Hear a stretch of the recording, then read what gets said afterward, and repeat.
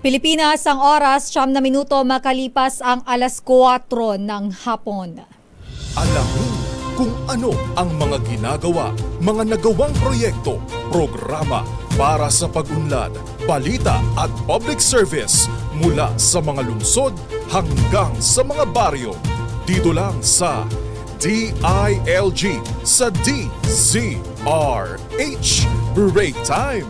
Kasama ang mga lingkod sa pagbibigay serbisyo publiko, sina DILG Secretary Benhur Abalos at Lakay Mayor Teo Macalma sa DILG sa DZRH Break Time.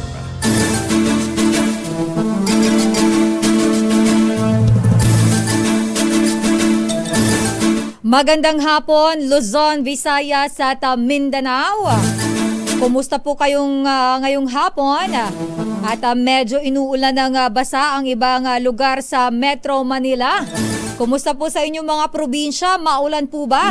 Ngayon po ay Miyerkules, June 26, 2024. At welcome po sa DILG sa DZRH Break Time. Minus Lakay Mayor Teo Macalma. Kami po muna ang inyong makakasama dito sa programa Elaine Apit po. At maliban sa akin, may makakasama rin tayo ang pangalawang kalihim ng Department of Interior and Local Government, si Undersecretary Attorney Odilon Pasaraba. Magandang hapon, Yusek. Public servant, mga ka-DZRH at mga ka-DILG. Nako, magandang hapon, Elaine.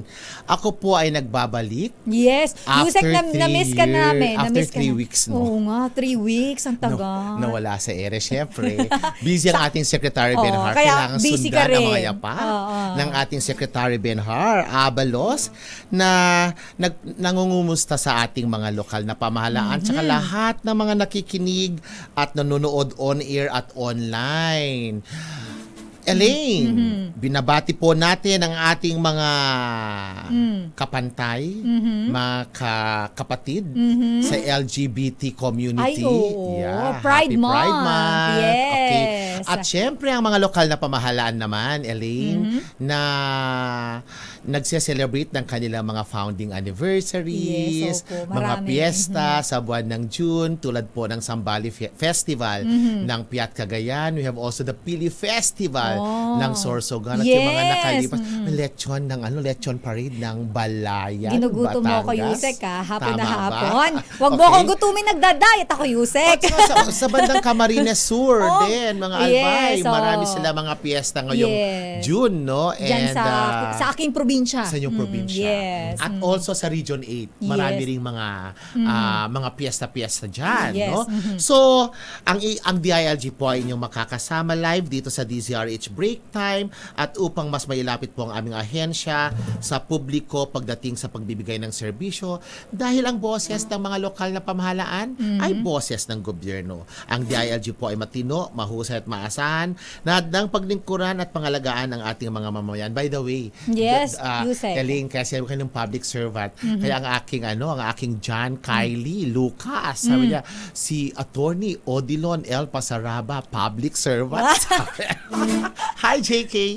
Talaga kaya pala yun ang binungad mo. Yes. Oo. At bilang bahagi po ng mas pinalawak na paghatid ng balita at serbisyo, ang DZRH po ay live po ninyong mapapanood sa DZRH News Facebook page, DZRH News Television sa amin pong YouTube channel, sa amin din pong website dzrhnews.com.ph, and of course, kami po ay mapapakinggan po nationwide sa inyong pong mga radyo sa talapihitan po ninyo via 666 kHz at maraming salamat po for making DZRH number 1 sa latest survey po ng Kantar dito po sa Metro Manila. Maraming salamat at syempre, kabahagi po yan ng DZRH, ang pamilya ng DILG. Yes naman, Yusek, syempre. Kaya si Sir Austin Panadero sabi niya, Odi, ba't di ka na nag-a-anchor Ay, sa DILG? hinahanap ka ng fans DZRH? mo. Nakakaloka, Yusek, ha? Hello sa lahat ng mga MLGOs, mga CLGOs, mga city directors natin. So, of course, mga PDs and RDs at saka sa central office. By the way, sabi ko, Sir Odi, bakit wala ka na sa DILG sa DZRH? Sabi ko, oy, hi, hello. Tingnan hello, mo, ano, Yusek. Sikat ka na talaga. Nagbabalik at para naman po sa anyong mga katanungan or nais idulog sa DILG, tayo din po ay naka-live at mapapanood sa DILG Philippines official Facebook page. Maraming salamat sa mga nakikinig at nanonood sa atin. Yes, at bago sa ating mga bisita, mayroon tayong mga makakasama later on po at marami tayong pag-uusapan dito sa programa. Pero for now po, tumungo muna tayo sa mga latest happenings at aksyon sa DILG USAID. Tama, Elaine. At sa DILG Balitataksyon, ating tatalakayin ang latest news at happenings sa aming ahensya. Elaine? At sa atin pong balita at aksyon, nagsanib puwersa sa unang pagkakataon ng GMA at DILG nabaliktad ko, no? Ang DILG at GMA Kapuso Foundation upang mas mapabilis po ang paghahatid ng tulong sa mga nangangailangan. Ang kasunduan ay pinirmahan sa pangunguna ni DILG Secretary Benher Abalos at GMA Kapuso Foundation Executive Vice President and Chief Operating Officer Ricky Escudero Katibog. Ayon kay Secretary Abalos, sa ilalim ng kolaborasyon, madali na nitong maidedirekta ang GMA Kapuso Foundation sa mga lokal na pamahalaan, lalo na sa pagproseso ng permits na kinakailangan po sa pagsasagawa ng iba pang programa ng Kapuso Foundation, gaya ng medical missions na yan po ay nangangailangan ng local government clearance. Sa ilalim ng pagtutulungan ng GMA at DILG, magkakaroon ng agarang relief operation lalo na po sa panahon ng kalamidad. Tingnan mo naman, Elaine, no? Yusek. So kami ay nagpapasalamat naman sa GMA Kapuso Foundation dahil tinanggap ang DILG bilang kabahagi ng kanilang foundation at sana makatulong po si Secretary Benhar Abalos. For sure yan, Yusek. Yes.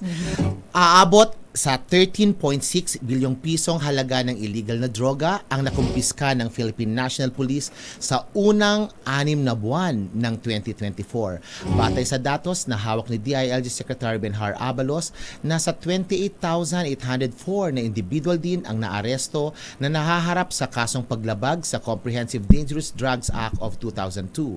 Samantala, pinuri naman ni Secretary Abalos ang top 3 performing PNP units sa kampanya laban sa illegal na droga na kinabibilangan ng Police Regional Office ng mga rehiyon ng Calabarzon, Region 7 or Central Visayas at ng PNP Drug Enforcement Group or DEG. Congratulations po. And of course, ito naman po, idinaos sa lungsod ng Mandaluyong ang Love for All program, Pride Edition ng pamahalaan kaugnay ng pagdiriwang ng Pride Month ngayong buwan po ng Hunyo. Again, Happy Pride Month po sa ating mga kapatid sa LGBTQIA+ community. Sa nasabing aktibidad po, nasa 5,000 Mandalenyo ang nakatanggap ng libreng serbisyo medikal, gamot at iba pa. Ang programa ay pinangunahan ni First Lady Liza Marcos, DILG Secretary Benher Abalos, Mandaluyong Mayor Ben Abalos, and of course si Vice Mayor Menchi Abalos. Kasama rin sa programa ang iba pang mga lokal na opisyal ng lungsod, Department of Social Welfare and Development, DMW, Department of Health, ang Public Attorney's Office, TESDA, Land Transportation Office, PhilHealth, Pag-ibig at naghandog rin sila ng serbisyo sa ating LGBTQIA+ community. You know, Elaine, the Love for All community is a vibrant Yes, Yusek. community. It's an action result community rin talaga. Ganda, kabahagi tayo dyan. Nakakatuwa, Oo. Yusek. Kaya salamat pala, by the way, sa ating PNP, BJMP at BFP medical team sa patuloy na suporta sa Love for All. Nakipagpulong si DILG Secretary Benhar Abalos kasama sina Undersecretary for External Legal and Legislative Affairs, Attorney Juan Victor Llamas at Assistant Secretary for Local Government, Attorney Jessie Howard Ganete, sa Regional Management Coordinating Committee ng Region 6 upang magbigay ng gabay sa DILG Family Region 6 sa paghahatid ng serbisyo at programa sa riyon. Ang Regional Management Coordinating Committee ay binubuo ng regional offices ng DILG kasamang attached agencies ng DILG gaya ng PNP, BFP, BGMP at National Police Commission.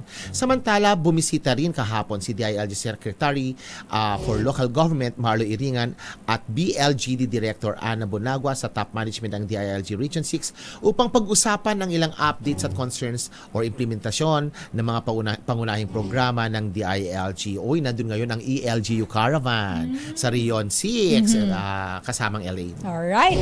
At ilan lang po yan sa mga balitang hatid ng DILG. Sa atin pong pagbabalik ay may makakasama tayong dalawang lokal na pamahalaan upang alamin naman po ang kanilang mga programa laban sa drug abuse and of course illicit trafficking at pagsusulong po sa karapatan ng LGBTQIA+ community. Yan po ay sa ating pagbabalik. Makalipas lamang po ang ilang paalala. Pilipinas ang oras, 19 na minuto makalipas ang 4:00 ng hapon.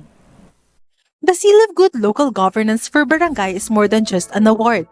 It's a commitment to excellence, a journey towards efficient, equitable, and quality public services. This performance assessment and recognition system is designed to highlight the remarkable efforts of barangays across 6 governance areas. At its core, the SGLGB puts primacy to integrity and good performance as pillars of meaningful local autonomy and development. In line with the Bagong Pilipinas call for transformation, the SGLGB aligns with a vision of a responsive, visionary, and accountable government.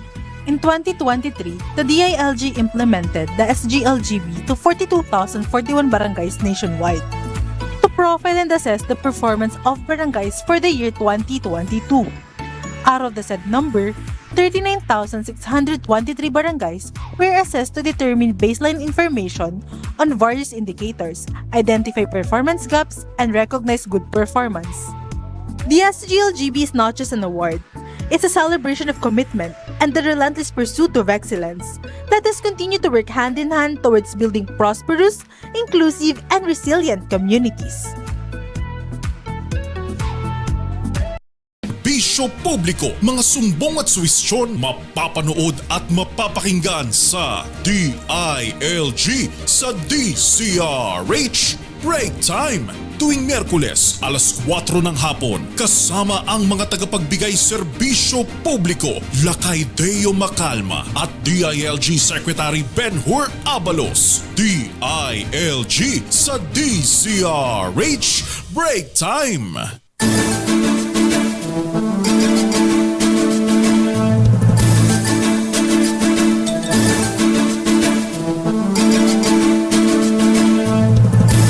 Nagbabalik po ang DILG sa DZRH Break Time. At ngayong araw po tatalakayin natin ang mga programa at proyekto ng ating mga lokal na pamahalaan sa mahalagang usapin ng bayan. Ang paglaban po sa illegal drugs and of course po ang pagsulong sa karapatan ng LGBTQIA+ community. May tama ka dyan, Elaine.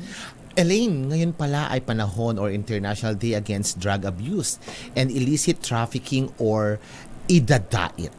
At ating alamin ang aksyon ng munisipalidad ng Damulog sa Bukidnon. Hi sa mga taga Damulog patungkol sa kanilang drug prevention and law enforcement initiatives and activities. At para naman sa selebrasyon ng Pride Month, makulay na Pride Month, makakasama natin ang Mandaue City para sa kanilang mga programa, proyekto at pagpapahalaga sa ating LGBTQIA+ community bilang tinaguriang LGBTQIA+ Capital of the South. Kaya naman Elaine at sa lahat ng mga nakantabay sa atin pong makakapanayam sa hapong ito ang Officer in Charge or OIC Mayor Melvin Buro ng Damulog, Bukidnon at si Attorney Rigal Oliva ang City Treasurer ng LGBTQ Champion ng Mandaue City. Magandang hapon, unahin natin Elaine, si OIC Mayor Melvin Buro ng Damulog. Mayor, magandang hapon. Yes, sir po. Magandang hapon po sa inyo. Pati na po kay Ma'am Elaine, magandang hapon po. Mayor, at lalong-lalo na po sa mga taga-subaybay ng programang ito, magandang hapon po sa ating lahat. Opo. Mayor, anong salita ng magandang hapon sa Bukidnon? Maayong hapon. Maayong hapon. Uy, Elaine, umuulan sa atin dito. I'm sure dyan sa Bukidnon, Mayor, kumusta po ang weather? Umuulan po para taga-hapon na yata dito umuulan, ma'am. Sa Bukidnon ba yan yung Fortich, yung magandang resort, something like that? Yes, ma'am. Dito po sa Dahilayan po. Makikita niyo po dito sa Manolo Fortis Bukidnon po. Yeah, Manolo Fortis. Alam mo, ang mga social, ang mga mga towns natin dyan, yung mga pangalan ng mga towns, something na foreign. nasa Pilipinas ba ako? Ganon. Correct. Oo, kasi ang environment naman sa Bukidnon, kakaiba din. Mayor, marami bang nakikinig sa atin dyan na taga Bukidnon, lalong-lalo na mga taga-Damulog, batiin po niyo muna sila. Unang-una po sa lahat, binabati ko po yung taga-Damulog, no? Na nakasubaybay po sa atin sa programa natin ngayong hapon. Okay, Elaine. Yusek, ikaw na. Ako na ba? Okay.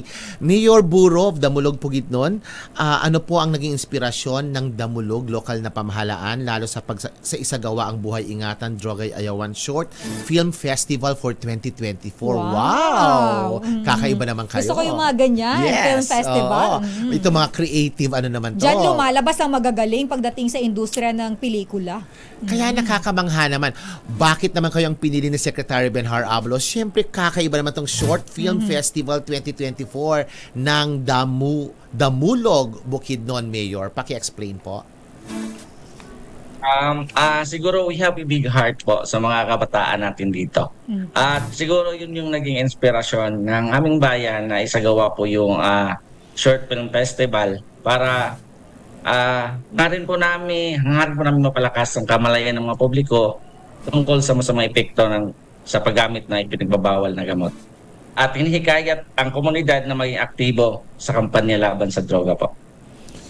Wow! At sa pamamagitan po ng short Film Festival, nais po namin ipakita ang tunay na kwento ng mga individual at pamilya na naapektuhan ng droga, pati na rin po ang positibong pagbabago ng kanilang buhay tapos lumayo sa masamang bisyo. Layunin din po ng proyekto na mapagtibay ang inspirasyon, magbigay edukasyon sa mga manonood, lalong-lalo na po sa kabataan, upang mamuhay ng ligtas at malayo sa droga. Mayor Buro Serrano, napakalaki po ng impluwensya ng mundo ng pelikula and of course po, pagdating na po lalong-lalo na sa social media, yung ating pong teknolohiya at napakaganda po na ipinadaan ninyo sa pamamagitan ng isang maiksing pelikula, yung pong mensahe at paglaban kontra sa illegal na droga. Ano po? Kumusta po? Marami po ba ang kabataan na sumali dito sa Bida Short Film Festival ninyo? At of course, excited tayo. Sino po ba ang nagwagi at ano ang naiuwi? Mayor. Meron po kaming 8 film entries. Nilahukan po ito ng different schools at college students at pati na rin nakilahok na rin po yung mga out of school youth namin. Ang nagwagi po sa pelikulang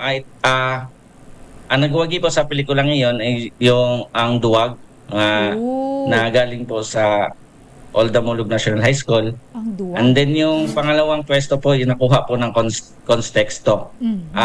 Galing din po sa parehong school. At yung itinanghal po na third place is yung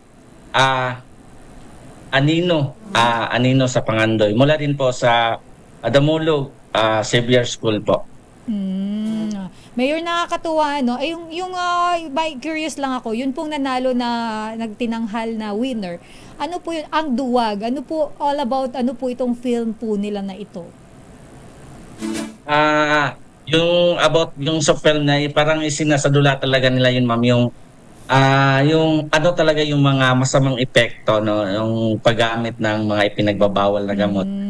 Yung parang pati pamilya nila is parang nadadamay na po sa mga masamang epekto dulot po ng illegal drugs. Wow, and since ito talaga ay sobrang creative at medyo kakaiba, no? Sobrang breakthrough to sa lokal na pamahalaan, itong Short Film Festival.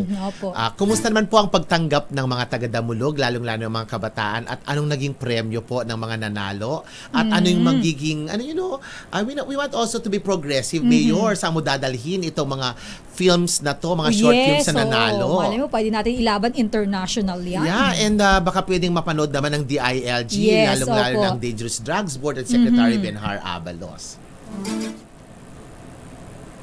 Naging matagumpay po yung short film na ginawa namin kasi naging yung mga concept kasi na ginagawa namin film is talagang doon para talaga sa mga kabataan, no, na talagang maiwas natin sila sa mga masamang bisyo po talaga. Alright.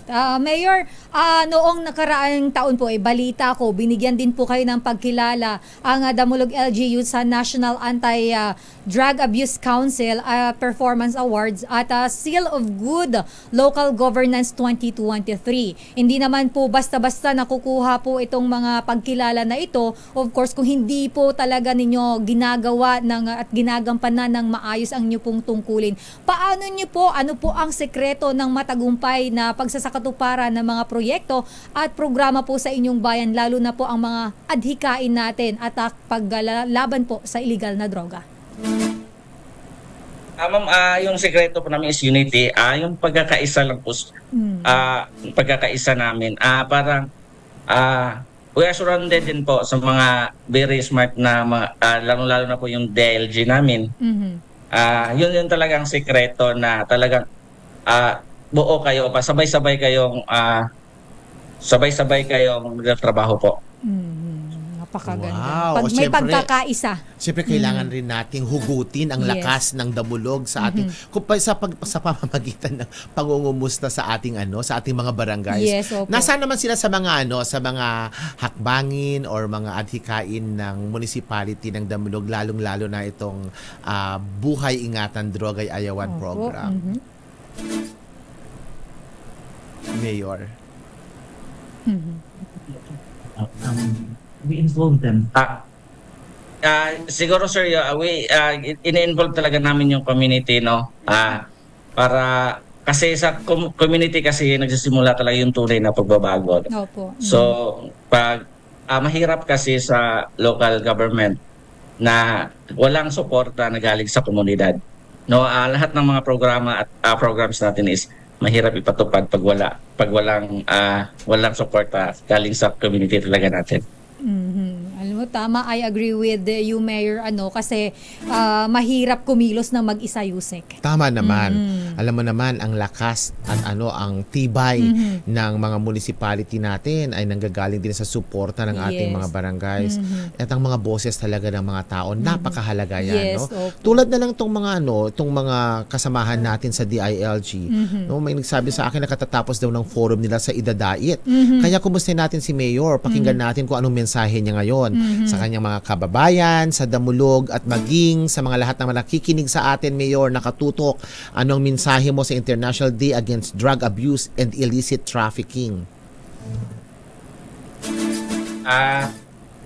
Sa mga kabataan po no na lagi po nating isa sa puso at lagi po nating ilagay sa ating isipan na masama talaga ang paggamit ng may pinagbabawal na gamot. Lagi po nating isipin yung kinabukasan po natin at yung kinabukasan po ng magiging pamilya natin.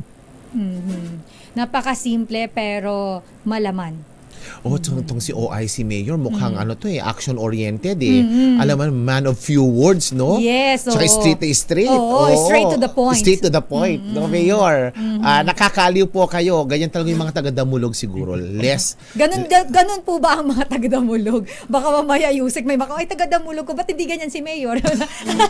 Hindi. Pero Mayor, maraming salamat po sa inyo pong oras dito po sa aming programa sa DILG. Yusek, mayroon ka pa po ba? Of course, nagpapasalamat si Secretary Benhar Aulos. Tinext ko na siya, Mayor, na pinagmamalaki naman natin itong inisyatibo po ninyo sa Damulog. First time natin Director Eva, Elaine din, sa short film Yun. para sa Buhay Ingatan Droga.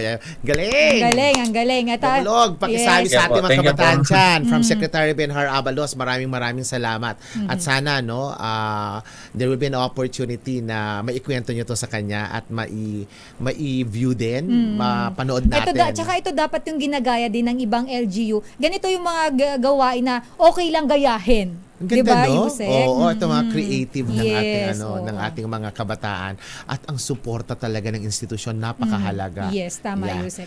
Alright. Mayor, maraming salamat once again, no? Thank you po. Thank you rin po. Pinaunlakan niyo Sir. po ang ating Thank you, sir. invitasyon. Okay? Alright, maraming salamat po. Ang atin pong nakapanayam ngayong hapon, ang officer in charge sa Mayor Melvin Buro ng Damulog, Bukidnon. At ngayon naman, Yusek, mayroon pa tayong isang makakasama sa ating programa at ito ay masayang pag-usapan. Makulay. Makulay, yes. Rainbow po ang ating color. Dahil ito ay may kinalaman naman po sa LGBTQIA+ community. Yusek, ikaw na ang mag-intro sa ating guest. Yeah, so anyway, sa lahat po na nakikinig, nakatutok sa DILG, sa DZRH, inklusibo po ang ating gobyerno. Kaya naman bigyan natin ng boses, bigyan natin ng daan si Attorney Regal Oliva ng Mandaue City. Ang Mandaue City ay kinikilala as the LGBTQIA champion Galing. sa buong Southern naman. Visayas yata. Alamin natin kung bakit. Bakit, yeah. Attorney Regal Oliva, hi ma'am. Attorney. Attorney, good Hi, afternoon. good afternoon. Good afternoon, Elaine. Good afternoon, Yusek. Yusek Odi is an idol, icon ka sa LGBTQI community. Inunahan mo Elaine, ako, napakaganda mo pala, Elaine. Ay, I thank only you listen po. to you. Ay, wow! And you're so pretty. Thank you po. Hi, good afternoon to both of you. Attorney Regal, inumpisahan mo ng mga positibong pananaw. Maganda, 'di ba? So kumusta kayo? Kumusta kayo diyan sa Mandaue City? We're very good, and we are nag-celebrate kami ng whole month for June, ng Pride Month. We opened it with a flag raising ceremony together with all the public officials and employees of Mandaue City, and continues na. We were painting also pedestrian lanes with rainbow because we do it every year. Kasi it gets erased kasi after some time. So we're doing it every year. And then we're putting in pride flags all over our lampposts because, yes, Mandaue City has always been known as the most inclusive city in the South. We were, in the 1990s, we were called the gay capital of the Philippines because that's how inclusive and how loving and accepting the city is to the LGBT community. And other than being the gate of the South, kayo na ngayon ay tinaguri ang LGBTQIA+ capital of the South. Right? Malapit na kayo maging... That's true. That's true. Malapit na And kayo maybe magiging... because we were we are the city or the first city outside Metro Manila to have passed the LGBT code. We called it the LGBT code or the anti-discrimination ordinance, fully accepting and fully giving rights to LGBT people. Elaine, gusto kong sundutin yung anti-discrimination ordinance. Ay, magandang pag-usapan Oo, yan, oo. Yusek. Go ahead po. Pwedeng paki-explain sa atin kung naging functional ba tong anti-discrimination, ano yung mga resulta or yung mga gains ng ating LGBTQIA+ community with this, anti-discrimination. Pwedeng lahad sa ating mga nakikinig, please? Yusek Odi, kasi ang problema ng anti-discrimination ordinances ng ibang LGU is that they lump together mga anti-discrimination acts for senior citizens, for PWD, for indigenous people, and then LGBT. The problem is, ang senior citizen at saka PWD are asking for special privileges, di ba? They're asking for 20% discount, they're asking for fast lanes, they're asking for mga walk paths, etc. But the LGBT people are not really asking for special privileges naman sa community natin o sa gobyerno. Ang ating pinaglaban ay equal rights. Because gay rights or LGBT rights are human rights. So that is why it's very important na the ordinance being passed, hindi siya token lang sa Mandaue City. In other words, hindi lang siya pagwaping points sa mga opisyales dito because it is functional. In other words, we are really imposing and enacting the ordinance towards the best of our ability. Like, for example, in different universities here, if you are a transgender woman or if you are if you identify as a transgender person, you can actually wear the uniform or the attire of the expression that you choose. So that is one of those we protect. restroom use is also protected in Mandawi City. So if you identify as a woman, you can use the women's restroom because it will be punishable in Mandawi if there is discrimination on that one. Several aspects that has to be may access talaga ang LGBT people, like for example health care. We also have employment, education, at saka access to public places. So these are things that we have identified in our ordinance, and we have also been implementing this since 2014. So 10 years na tayo implementing the LGBT code or the anti-discrimination ordinance of Mandawi City. Nakakatuwa, Elaine, no? At Yes, least kahit yes, papaano, may isang attorney, Regal Oliva, na nagpapatunay na itong mga local ordinance, particularly itong Yes. anti-discrimination, ay may saysay. Yes naman. May Yusek. kahalagahan. At you are, tawag dito, proving, you are now concretizing na may laman ito, may substance, at may action talaga.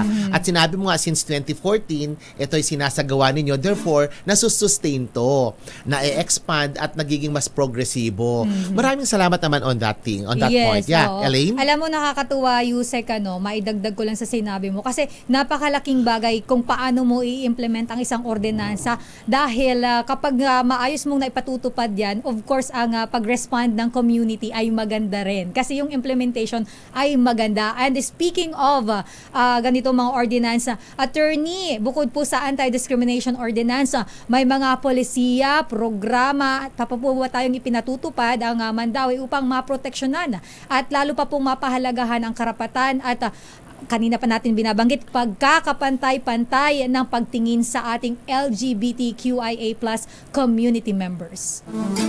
Marami tayong mga polisiya, Elaine and Yusek Odi. The nice thing is that we have an LGBT desk in Mandawi City. All complaints, all concerns will be coursed through the desk. Since I am the city treasurer at the same time the champion, sometimes I actually facilitate, especially on legal woes sa mga LGBT people natin dito sa Mandawi City. But what we are gearing towards are the grassroots level, especially mga LGBT natin in the below poverty line. We give them livelihood because we believe that there is empowerment, especially if we give them proper livelihood in their communities. So tinuturuan natin, we educate them on the different livelihood that they might be interested to be exposed in. It can be in the fashion industry, it can be in the beauty industry, and it can be even marami tayong may mga number tayo na LGBT who wants to do driving and also welding at saka vocational education. So we do not limit ourselves to the entertainment and fashion world only, but we have inclusive opportunities for our community sa mga lesbians, gays, bisexual, transgender, queer, intersex, and all other in the community. Tamang-tama, no? We aside from the LGBT code, we are very happy na meron din tayong safe spaces or bawal bastos law Ayun. that we also passed as an ordinance in 2019. Opo. Because that can also stop and discourage mga tao na mag-catcall, mag-heckle sa mga LGBT people, especially in the public places. So we're happy that we have that law also. At least mas masakit ang mas mabigat ang penalty ng law compared to ordinance kasi maliit lang ang penalty natin sa ordinansa. But then because we have the bawal bastos law, it can supplement. The ordinance can supplement people who have been discriminating the LGBT community. Elaine, balikan ko na yung sinabi kanina Yes, ni Yusek. Attorney Go ahead Regal, no, na at least kahit papaano ang implementasyon ng ordinance or ang paggawa ng ordinance ay hindi lamang pagpapapogi, no, lalo-lalo na yung anti-discrimination. Kaya Yes, po. shout out naman kay Honorable Jonas Cabungcal Cortez. Am I right, Attorney Regal? Yes, yes, Ang yes. mayor ng Siya talagang Mandaue champion City. namin when it comes to the passage and the push for inclusivity. At syempre, si Honorable Glenn Owano Bercede. Oh, shout na out po sa inyo. Vice Mayor Mayor. namin. Yes, yes, yes. Yes. Big shout out to them. O given the array naman ng mga narratives mo tungkol sa mga advantages at saka mga fruits ng anti-discrimination bill ng Mandaue City, ano pa sa tingin mo, Attorney Regal, ang mga kinaharap na hamon ng ating mga LGBTQIA or ang lokal na pamahalaan or maging mga pamilya sa Mandaue City? You know, kasi maliit lang ang Mandaue. In fact, Mandaue is the 10th smallest city in the Philippines. No, it's the smallest city actually outside Luzon. So, in other words, when you get out of Mandaue City, may mga sister cities tayo na malapit like Cebu and Lapu-Lapu and other LGUs. We're not anymore protected if we get out of Mandaue City. So the challenge here is to have other LGUs emulate what Mandaue City is doing for the community. And we're happy also that just last year, in 2023, Cebu City has passed its own version of the anti-discrimination. It has more teeth than the previous one that they have passed, but then kulang pa. We need more. And the thing is, Mandaue City is always lobbying and pushing not only to other LGUs but also to the national government to finally pass the SOGI-SC bill in both houses of Congress. So we're pushing, we're advocating, and we're hoping that inclusive spaces will be all throughout the country and not only exclusive in Mandaue City. Wow, Elaine. So that reminds me of the Love for All ni Ma'am ni Ma'am Ni First Lam Lady. o ni First Lady Opo. sa Mandaluyong. You know, there was like a cluster also. I heard about it, Yusek Odi. It was so vibrant. One of the participants invited me for the Love for All for First Lady Lam, and I'm very, very happy to hear that the First Lady and also Secretary Benhur Abalos spearheading the Love for All in Mandaluyong. I hope other cities and maybe Secretary Benhur can also spread out the Love for All activity in other LGUs. Nako, makakaasa ka. The Secretary Benhar, of course, at the First Lady, si Ma'am Lam, para isulong naman ang karapatan ng mga LGBT. Kaya kailangan, maging progresibo lang tayo, Attorney Regal. Yes. Alam mo, Yusek, ang That's Quezon true. City din, ay talaga namang kapag nagpa-party. Recently, ang Quezon City, napakalaki ng inorganize nga nilang event for our LGBTQIA+. Are you referring nung Saturday? Yes. Oo, 200 Yeah, plus. in fact, it was the Napakarami. biggest in the Philippines, Yes, opo. ever. But lakas lang ng ulan and everything. Pero it's very sad in the social media lang, Isaac Odi and Elaine, na kung uulan at may activity ang LGBT, tayo ang we are the ones blamed because of the weather phenomena. Whether it be rain or shine, it's always a blessing to have people like us Yes po. participating in these kind of activities. Paano naman Advocating for kasi, equality. And love. Elaine, at saka Attorney Regal, siyempre ang kulay naman natin, Diyos ko, Rainbow. Rainbow. Kaya Oo nga naman. we always So exude after the rain, tayo ang lalabas pa rin. pag-asa, positivity at magandang Correct. mga pangitain. Alright. So ngayon na panahon naman ng idadait, i-link na lang natin itong Okay, LGBTQI kung paano sumusuporta ang ating mga LGBTQIA leaders as well as ang ating mga members dito sa International Day Against Drug Abuse and Illicit Trafficking. Attorney Regal, mensahe mo naman sa publiko at paano tumutulong ang LGBTQIA dito sa napapanahon ngayon na International Day Against Drug Abuse and Illicit Trafficking. The campaign to stop drug abuse and human trafficking is not exclusive or it's not only mandated among LGBT people, but kailangan talaga lahat tayo. We have to exert all our efforts and then unite, to stop drug abuse in the community, especially human trafficking.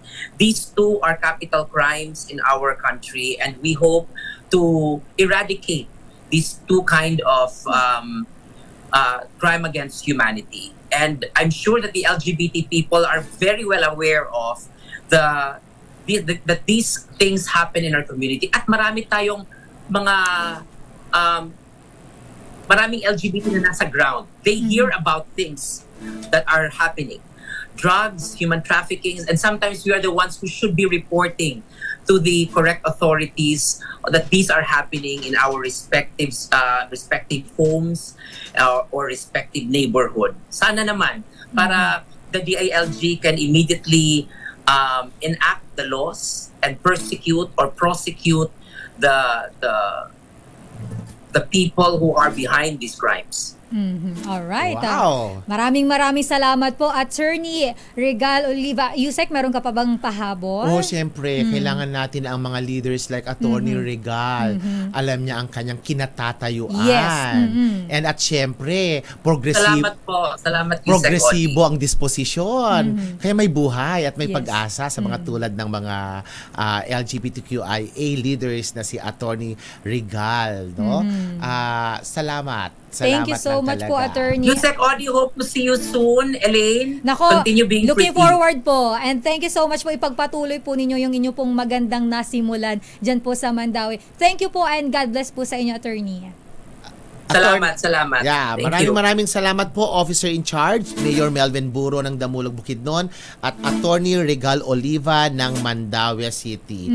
Wow naman, Elaine. Parang punong-puno tayo ngayon. Yes, Yusek. Kaya naman magbabalik pa tayo. Meron pa pala tayong break sa atin pong pagbabalik. Meron tayong ilang concern na sasagutin po na mga idinulog ng ating kababayan dito sa DILG. Makalipas lamang po ang ilang paalala. Pilipinas ang oras, 4:50.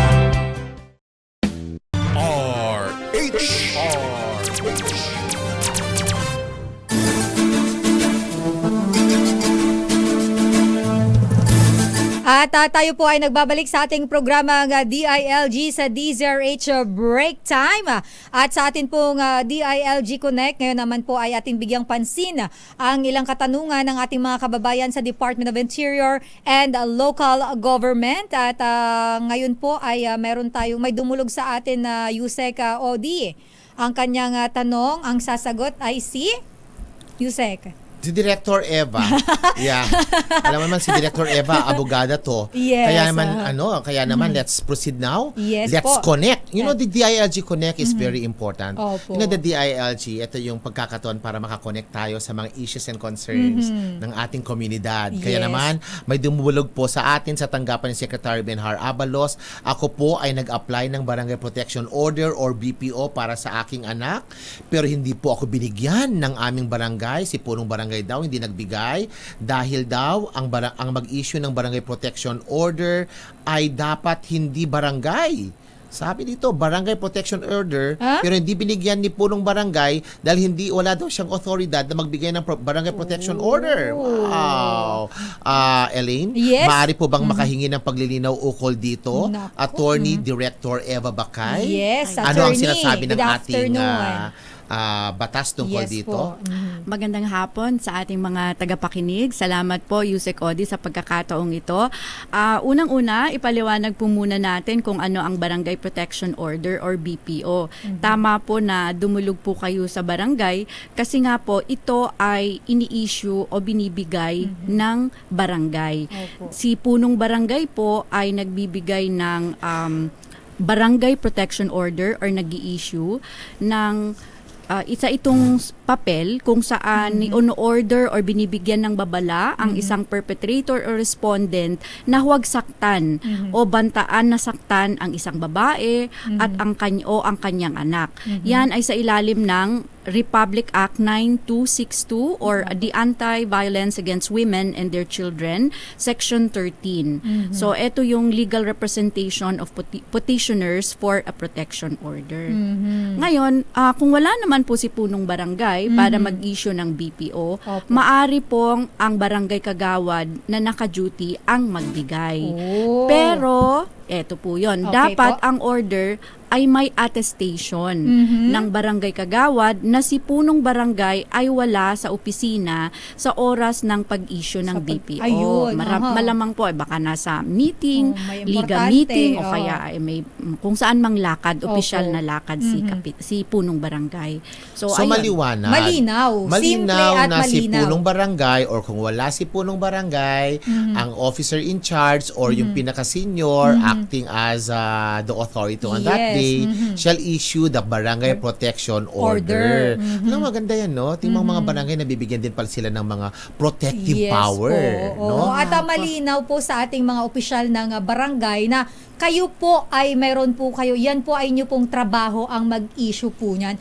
Ay, saan kaya itinuro, Yusek? Yun na nga. Na-curious ako, saan kaya itinuro? Hindi po ba nabanggit sa kung parang Kaya wala barangay wala. protection order, Parang I'm sure dito sa sa pulis sagot. na naman ito. Dito sa tanong niya, wala naman siyang nasabi. Ang tinatanong niya lang ay mapaglinawan daw siya kung tama ba na hindi magi-issue si barangay. So, ang sagot po dyan ay mali po yung barangay na yan. So lilinawin natin, Attorney Eva, na ang mga barangay natin Ay otorisado. may kapangyarihan Yes. or tama nga otorisado na mag-issue ng barangay protection order. Okay? So Alright. sa querent natin, pwede po pakisabi, pakikot na lang dito sa DILG Connect ang aming paglilinaw na, oy barangay, pwede ka pala mag-issue ng barangay protection order po ng barangay. Yes. Ang mahalaga lang po, Yusek, Miss Elaine, ay Yes po. doon siya mismo sa barangay kung saan nakatira yung biktima or yung petitioner. Ayun. Alright. Malinaw, simple, pero malinaw. Kaya naman po, i-cut nyo na po yung video kung saan na-explain ni Attorney Eva para po kapag po ayaw sa inyong maniwala, ipanood nyo sa kanila. Okay, Diba? yeah. Maganda So, yun. kaya- Mayroon ka ebidensya. Kaya Ito mahalaga sinabi. din, no? Mahalaga din tong DILG sa DZRH at least kahit papaano, we are disseminating updates, Yes information po. dito para sa guidance ng ating mga barangay officials. Alam mo, Yusek Odi, napakahalaga po ng programa ninyo dahil personal experience ko na lang din nito dahil may mga barangay din po talaga na lalapit sa atin, magtatanong, eto bang karapatan na to ay karagang karapatan namin o wala ba kaming karapatan tungkol dito? Mahirap naman pong sumagot kung ako, wala naman ako sa posisyon para magtanong. Kaya maganda na nandyan po kayo. Sumagot, kaya maganda po na nandyan kayo para na-address ng kanilang concerns. Elaine, nanonood daw ang mga staff, Ay, sino po? mga technical tsaka admin staff ni Congressman Oni Ferrer ng Cavite Ay, General hello po Trias. sa mga gentry. At syempre, ngayong tag-ulan, kailangan nating batiin ang ating mga doctors at mga doktora. Hi, Dr. Silvan Lorenzo. Hello po, lalo na po sa mga nagpapagaling sa may sakit. Exactly. Pagpabayaan po ang mga ang pasyente, health. Tsaka, ang health. alam mo, Yusek, uso ngayon ang ngipon tsaka ubo. Mangongongo dahil sa ngipon tsaka ubo. Kaya sa mga tagapakinig natin, mag-ingat po. Oo, Yes. simula na ngayon ng mga tag-ulan. Tama, ng Yusek. pag-uulan, I Tsaka should si say. Direk. No? Oo. Kaya tingnan mo si Director, lagi naka-coat. At ang Kasi aking, ayoko malamigan. at ang aking inspirasyon, ang sinasabing Attorney Odilon L. Pasaraba, public servant. Public Hi, servant. JK! Ayan, talagang gusto ko yung public servant. Ayan. Nako, May kwento yan, Elaine. May Ay, kwento. Mamaya i-chika mo sa Yes, akin chika yan, ko yan, Yusek. oo. At nako, maraming salamat po sa lahat ng mga nanood, nakinig, at sinamahan po kami ngayong hapon. Napakasaya ng aming talakayan para nakakabitin, Yusek, ang isang oras. Uy, last week na pala ng June. So, Hulyo na naman. Oo nga, Hulyo na naman. At Second malapit sem. na magpasukan. Exactly. Ito na. Yeah. At kung kayo po ay wala pang pambili ng notebook, okay lang po yan.